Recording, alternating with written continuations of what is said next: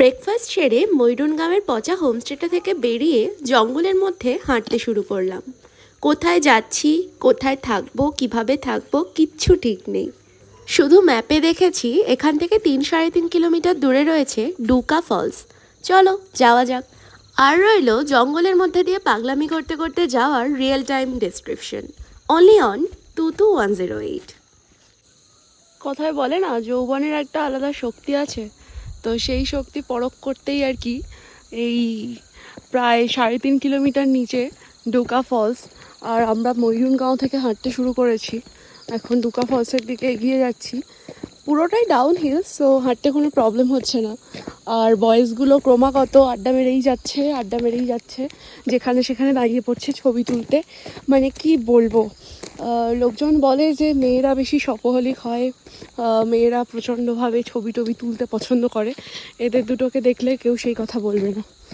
তো এই রাস্তাটা মানে একদমই প্রচণ্ডভাবে খারাপ রাস্তা, কিন্তু হাঁটতে খারাপ লাগছে না। চারিদিকে প্রচুর সবুজ। আমরা ওই উপরে ওই জায়গাটা দিয়ে আসলাম, পুরো একদম ডাউন হিল, ওই দিক দিয়ে বেঁকে আবার এই দিক দিয়ে আসলাম। দেখা যাক কত দূর যেতে পারি। ওই যে পিছন থেকে ডাকাডাকি শুরু করেছে। কি করে ভাই, কেন করছিস এরকম? এই যে আমরা এই রাস্তাটা ধরে এবার যাব। চারিদিকে প্রচুর সবুজ। এই কি হচ্ছে ওদিকে আবার? মানে এদের নিয়ে সত্যি আর পারা যায় না। বলে ছাতা ধরে ধরে নাকি চলে যাবে কারেন্টের তারে আটকে দিয়ে, প্যারাগ্লাইডিংয়ের মতন। কি বলবো আর। আর ওপরে ওই মেঘগুলো কি সুন্দর যে লাগছে।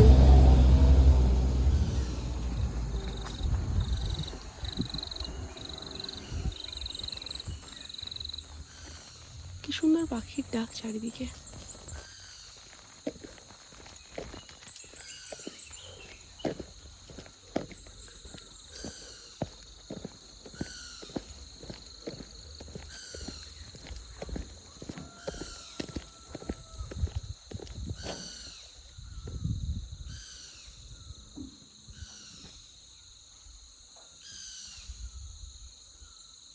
যেতে তো আধা ঘন্টা লাগবে। ওইখানে নিচে দিয়ে আমরা ওই রোডটা দিয়ে যাব। বাপরে, কি একটা অবস্থা। নিচটা কি সুন্দর লাগছে।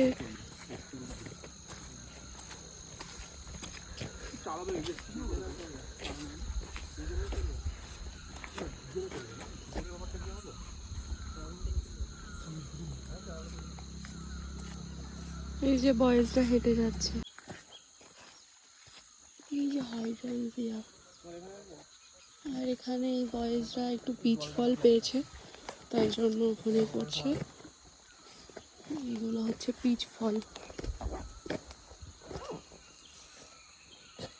এই যে পিচ ফল। এটা হিমাচলে খুব পাওয়া যায়, লোকাল লোকেরা বলে আড়ু ফল। ওই যে আমরা দূর থেকে এসেছি,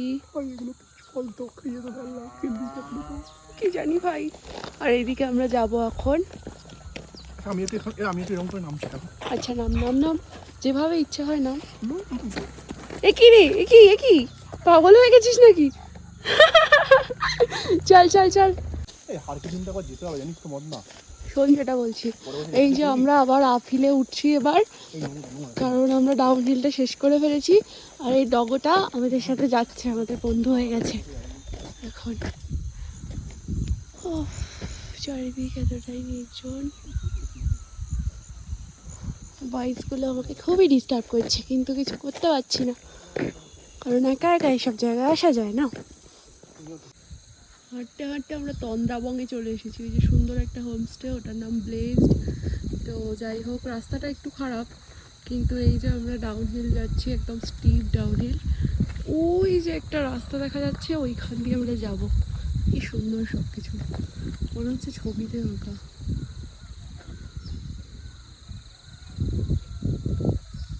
চল হাঁটতে থাকি। খুব সাবধানে যেতে হবে, রাস্তাটা খুবই খারাপ।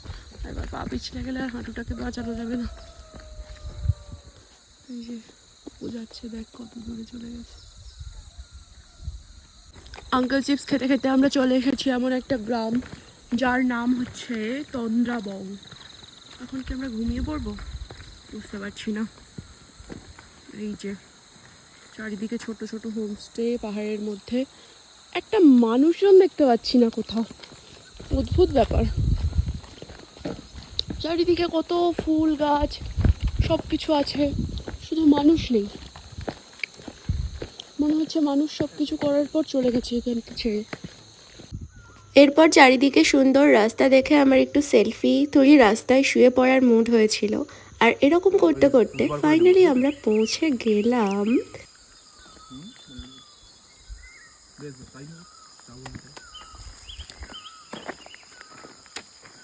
আসলে ওটা একটা মাইলস্টোন ছিল, আমরা কোথাও পৌঁছাইনি।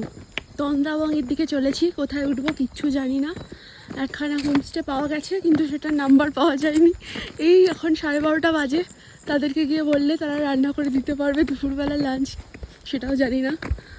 তো যাই হোক, চলে তো ছি এখন আরও 350 মিটার, দেখা যাক কি হয়। চারিদিকে পাহাড়ের এইরকম ভিউ, কি অপূর্ব।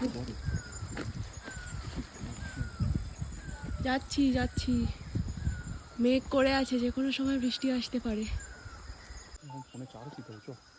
তিনজনেরই ফোনের চার্জ প্রায় খতম, যে কোনো মুহূর্তে ঝমঝম করে বৃষ্টি নামতে পারে। পেটে আর খাবার দাবার কিচ্ছু নেই, দুপুরে লাঞ্চ পাবো কিনা জানি না, কাউকে কোথাও দেখা যাচ্ছে না। আহা, এরকম একটা অ্যাডভেঞ্চার তো আমরা সবাই ডিজার্ভ করি।